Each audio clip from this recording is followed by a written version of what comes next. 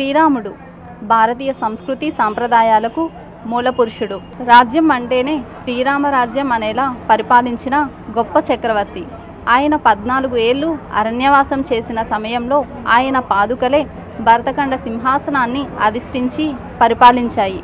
మరి అంతటి ఘన చరిత్ర కలిగిన పాదుకలు అయోధ్య రామజన్మభూమి ప్రారంభోత్సవంలో మరోమారు భక్తులకు దర్శనమివ్వనున్నాయి.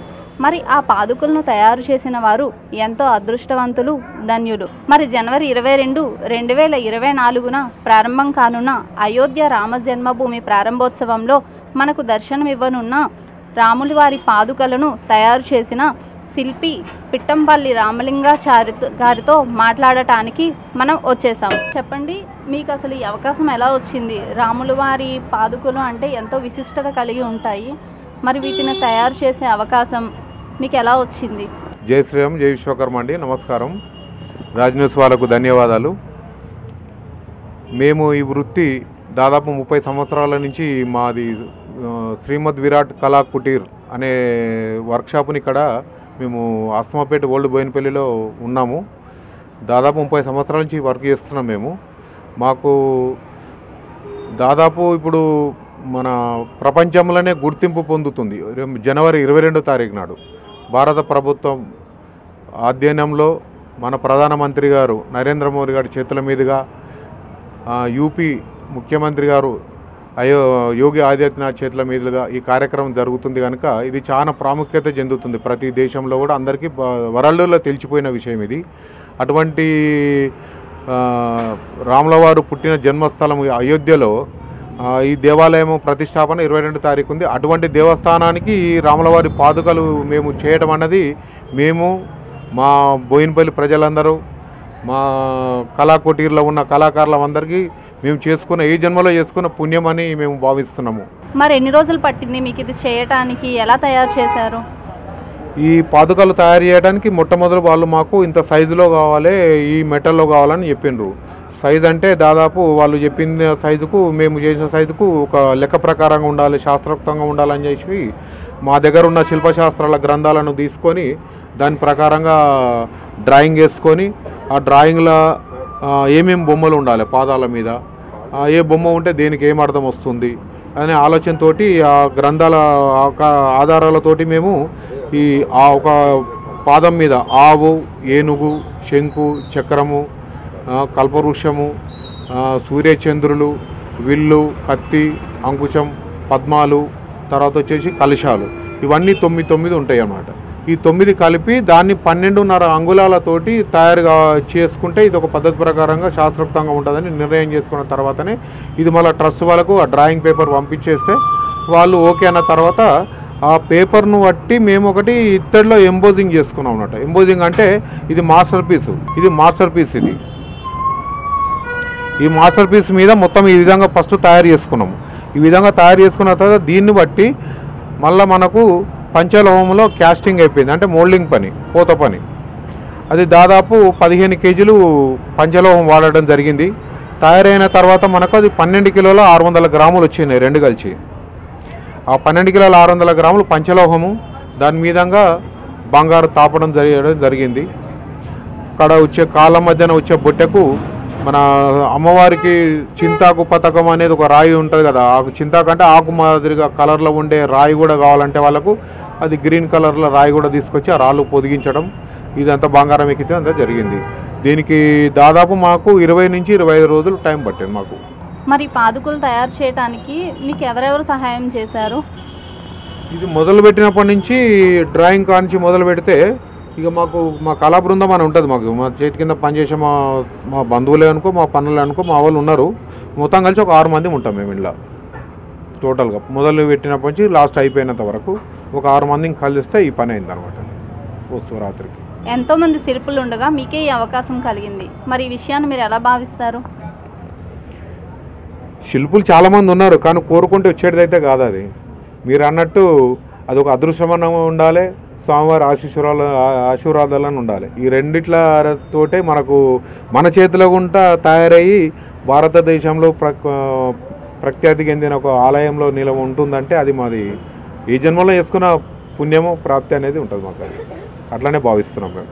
నాకు ఒక్కనికే కాదు, దాదాపు మా బంధువర్గం అంతా, మా బోయినపల్లి ప్రజలంతా, మా కళాకుటీర్లో ఉన్న కళాకారుల బృందం అంతా మేము అదేవిధంగా భావిస్తాం. ప్రధాని మోదీ గారు ఎంతో ప్రతిష్టాత్మకంగా తీసుకున్న ఈ రామ మందిరం నిర్మాణంలో ఈ పాదుకలు చేసే అదృష్టం మీకు వచ్చింది. మరి దీని గురించి మీరు ఏమంటారు? మోదీ గారి గురించి ఏం చెప్తారు? నరేంద్ర మోడీ గారి గురించి చెప్పాలంటే ఆయన జన్మ మొత్తము, ఆయన జీవితం మొత్తము మన భారతదేశానికి అంకితం. 140 కోట్ల మందికి ఆయన చెప్పాలంటే ఆయన రక్తం ధారపోసినట్టు లెక్క ఈ ఘనకార్యాలు చేస్తున్నాయి. ఎన్ని ఘనకార్యాలు అంటే దాదాపు 100 ఏళ్ల నుంచి ఉన్న సమస్యలు కూడా ఇప్పుడు పరిష్కారం అయ్యి మన ప్రధానమంత్రి నరేంద్ర మోడీ గారి చేతుల మీద ఇవన్నీ పరిష్కారం అవుతాయి. దానికి మేము ఎంత సంతోషపెడుతున్నామంటే, ప్రధానమంత్రి గారి గురించి చెప్పాలంటే, మోడీ గారి గురించి చెప్పాలంటే, ఆయన తప్పితే ఇంకా ఎవరు చేయలేరు ఆ పని. నా వరకు నేను అనుకునే ఆయన తప్పితే ఇంకెవరు చేయొచ్చు. రేపు నాడు ఇంకా చేసేవారని రావచ్చు, కానీ ఇప్పుడు మాత్రం ప్రస్తుతానికి ఇవ్వలేరు.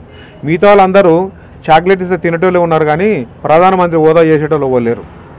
ఆయన చేయాలంటే ఈ పులే ఉండాలి మనకు, ఈ సింహమే ఉండాలి మనకు, ఈయననే ఉండాలి. ఆయన నడుస్తుంటే ఒకసారి మీరు చూడండి, ఒక సింహం వచ్చినట్టు ఉంటుంది, ఒక చిరుత ఉరికినట్టు ఉంటుంది, ఆ టైపులో ఉంటుంది. ఆయన చేతులు ఊపుతుంటే చూడండి ఎట్లా ఉంటుందో, సింహం పంజా కిందికి వేస్తుంటే లేపుతుంటే ఎట్లుంటుందో సేమ్ అదే స్టైల్లో ఉంటుంది. శివాజీ మహారాజు ఎట్లా ఉంటాడు, ఒక కిరీటం అనేది అట్లా పెట్టండి, తలపాక పెట్టండి, అదే టైప్లో ఉంటాడు. యోగి ఆదిత్యనాథ్ మన ప్రధానమంత్రి, ఈ ఇద్దరు కలిసే వాళ్ళు ఇదంతా నడిపిస్తుంది. లేకుంటే ఎవరితో అయ్యే పని కాదు అది. ఎందుకంటే ఆయనను చూస్తే ఇంకా వేరే మనం ఇంకో హీరో గురించి చూడాల్సిన అవసరం లేదు. ఒక శిల్పిగా మీకు ఎన్ని సంవత్సరాల అనుభవం ఉంది? ఈ రంగంలో ఎన్నాళ్ళ నుంచి ఉంటున్నారు? 30 సంవత్సరాల నుంచి ఈ షాపు నేను స్టార్ట్ చేసిన, ఇప్పుడు స్థాపితం చేసుకున్నాం. 93లో చేసిన ఇది. 93 నుంచి అప్పుడు నా వయసు, ఈ పని నేర్చుకునేటప్పుడు నా వయసు వచ్చేసి 86, అంటే దాదాపు 16, 17 ఏళ్ళు 18 ఏళ్ళ వయసు అనమాట. ఆ టైంలోనే మాకు స్టార్ట్ అయింది. దాని తర్వాత మేము చదువు అనేది ఏం లేదు మాకు, అంత ఉండి చదివించేంత వారు కూడా ఎవరు లేరు. ఏదేమైనా బాగా ఏజ్ వచ్చేసిందంటే పనికి పంపించడం వరకే. అదే పనిలోకి ఇంట్లోకి వచ్చేసాం. బిందెలు తయారు చేసే పనులకి నుంచి ఇంట్లోకి వచ్చినాం. మా ఊర్లో చాలామంది ఉన్నారు ఈ పని చేసేవాళ్ళు, మా కులస్తులు కానీ మా వాళ్ళు చాలామంది ఉన్నారు. మీకు ఈ పాదుకలు చేసే అవకాశం వచ్చినప్పుడు మీ నైపుణ్యాన్ని ఇందులో ఎలా ఉపయోగించారు? ఈ ఒక వస్తువుకు నైపుణ్యాన్ని యూజ్ చేసి వాడుకొని మనము దాన్ని వస్తువును తయారు చేయాలన్నప్పుడు ఏమవుతుందంటే, ఇవాళ మేము ఒక గుడికి ఒక వస్తువు తయారు చేసి ఇచ్చినాము, ఒక విగ్రహానికి ఒక వస్తువు తయారు చేసి ఇచ్చినాము అంటే ఆ వస్తువు వరకే ఉంటుంది ఆ ఆలోచన. రేపు ఇంకొక వస్తువు తయారు చేసినప్పుడు ఈ సైజులు కానీ, ఈ కొలతలు కానీ, డిజైన్ కానీ, ఇప్పుడు ఇంత ముందుకున్న ఆలోచన ఈ విగ్రహానికి పనికిరాదు. అది అట్లా చేయాలంటే మిషన్లతో చేయడానికి చాలా అవకాశం ఉన్నది. కానీ ఇవాళ తయారు ఒకటే వస్తువు 10 రకాలు వేయాలంటే ఒక డై తయారు చేసుకొని చేయొచ్చు. కానీ ఇది అట్లా ఉండదు. రాములవారు ఒక దగ్గర ఒక సైజు ఉంటాడు, ఒక దగ్గర ఒక టైపులో ఉంటాడు, ఒక దగ్గర ఒక టైపులో ఉంటాడు, ఒక గణపతి అట్లా ఉంటాడు. అందుకే ఇవాళ చేసిన వస్తువు రేపటి పనికిరాదు. అది అచ్చు పనికిరాదు, ఆలోచన పనికిరాదు. ఏ వస్తువుకు ఆనాడే ఆలోచన, ఆనాడే నిర్ణయం తీసుకొని అయ్యాలని దాన్ని మొదలుపెట్టి అట్లనే చేయవలసి వస్తుంది. కాకపోతే ఏంటంటే ఈ వస్తువు ఎట్లుండాలి అనేది మాత్రం ఫస్ట్ శిల్పికి తెలిసి ఉండాలి. ఈ వస్తువు ఎట్లా ఉండాలి అనేది శిల్పికి తెలిసి ఉండాలి. ఇట్లా ఉండాలి అనుకున్నప్పుడు ఎట్లా చేయాలి దాన్ని అనేది ఇది కూడా తెలిసి ఉండాలి. ఈ రెండు కలిసి, అంటే శాస్త్రము సూత్రము, ఈ రెండు తెలిసి ఇచ్చినప్పుడే వస్తువు సంపూర్ణమవుతుంది. మరి ఈ పాదుకల మీద శంకు చక్రం ఏర్పాటు చేశారు కదా, ఇవి ఏర్పాటు చేస్తున్నప్పుడు మీ మనసులో ఏ భావం కలిగింది? మానవునికి ఏదైనా కానీ మనం 9 గ్రహాలతోటి సంబంధించి ఉంటుంది. 9 గ్రహాలది ఆ అనుబంధము లేకుంటే ఆ బలము ఏదైనా ఒకటి దాంతోనే ఆధారపడి ఉంటుంది. ఇప్పుడు ఒక పెళ్లి చేయాలన్నా కానీ ఒక బ్రాహ్మణుడు ముహూర్తం పెడతాడు. ముహూర్తం పెట్టినప్పుడు సూర్యబలం చంద్రబలం అనేది చూస్తారు. ఆ సూర్యచంద్రులే మన దగ్గర ఉన్నప్పుడు ఆ బలం మొత్తం మన దగ్గర ఉన్నట్టే కదా. అందుకే ఆ బలం మన దగ్గర ఉన్నప్పుడు ఎవరు ఏం చేయలేరు. అందుకే రాముల వారిని లాస్ట్కి వచ్చినా ఎవరు ఏం చేయలేరు.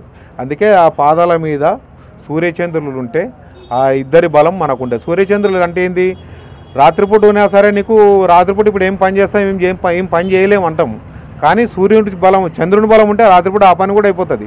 పొద్దుటూరు ఎట్లా సూర్యుడు ఉంటాడు కనుక ఈ పని కూడా అయిపోతుంది. అంటే 24 గంటలలో నువ్వు ఎప్పుడైనా 24 గంటలు ఒకటే రకమైన బలంతో కూడా నువ్వు పని చేయగలుగుతావు. మరి ఇప్పుడు ఈ పాదుకలు తయారు చేసి మీరు కూడా రామ మందిర నిర్మాణంలో ఒక భాగం అయిపోయారు. మరి రామ మందిర నిర్మాణానికి మీకు ఆహ్వానం అందిందా? రామ మందిర నిర్మాణానికి భాగమైన విషయం కాదు, కానీ రామునికి భక్తులు మాత్రం ఒక మెంబర్షిప్ అయితే అయిన వాళ్ళ మేము సేవకులం అంతవరకే. ఆహ్వానం అంటే రమ్మని చెప్పిండ్రు, కానీ ఇప్పుడు పోయే పొజిషన్ లేదు. అక్కడ ఉన్న పబ్లిక్ను, అక్కడ ఉన్న అరేంజ్మెంట్ని బట్టి చూస్తే మన అటువంటి వాళ్ళం పోయి అంత ఈజీగా ఉండలేము మనం. కొన్ని ఇబ్బందులు ఎదురయ్యే అవకాశాలు ఉన్నాయి. ఎందుకంటే విదేశాల నుంచి వచ్చారు, సెక్యూరిటీ చాలా ఉన్నది, అన్ని విధాలలో కొన్ని మనకు అంత అనుకూలంగా అయితే లేదు పరిస్థితి. కాబట్టి మేము ఫిబ్రవరి అయినా లేకపోతే మార్చి అయినా పోదాన ఆలోచనలో ఉన్నాం మేము. అది రమ్మని అయితే చెప్పారు మాకు, కానీ పోతే అంత ఈజీగా ఇప్పుడు పోయిన దానికంటే అప్పుడు ఇంకా బెటర్ అనుకున్నాం మేము. అది సంగతి. ముఖ్యమైన విషయం ఏంటంటే మేము మీ రాజు న్యూస్ ద్వారా ప్రభుత్వానికి భారత ప్రభుత్వానికైనా రాష్ట్ర ప్రభుత్వానికైనా అని మేము మేము తెలియజేసుకున్న విషయం ఏంటంటే, ముఖ్యమైన విషయం చెప్తున్నాను. ముఖ్యమంత్రి గారికైనా ప్రధానమంత్రికైనా కళ అనేది మొదలు పుట్టింది. అది కళ అంటే దేని మీద పుట్టింది? రాతి మీద పుట్టింది, శిల మీద పుట్టింది. దాని తర్వాతనే పెయింటింగ్ వచ్చింది. దాని తర్వాతనే ఆ రాతి విగ్రహాలలో ఉండే డ్యాన్స్ను చూసినాకనే డ్యాన్సర్లు అయ్యారు అన్నట్లు. అయితే ఈ విషయం నేను చెప్పాల్సింది ఏంటంటే, ఉగాది పురస్కారాలు అని చెప్పేసి నంది అవార్డులు ఇస్తారు. ఇది స్టేట్ గవర్నమెంట్ వాళ్ళు. మరి నంది అవార్డులు వేయటం సినిమా చిత్ర పరిశ్రమ హీరోయిన్లకు నటీనటులకు అందరికి ఇస్తారు. మరి అలా కళాకారులు అంటే వాళ్ళు ఒకరేనా? ఆర్టిస్టులు అంటే వాళ్ళు ఒకరేనా? రంగస్థల నటులే కళాకారులా? మరి ఇప్పుడు రంగస్థలం లేకముందుకు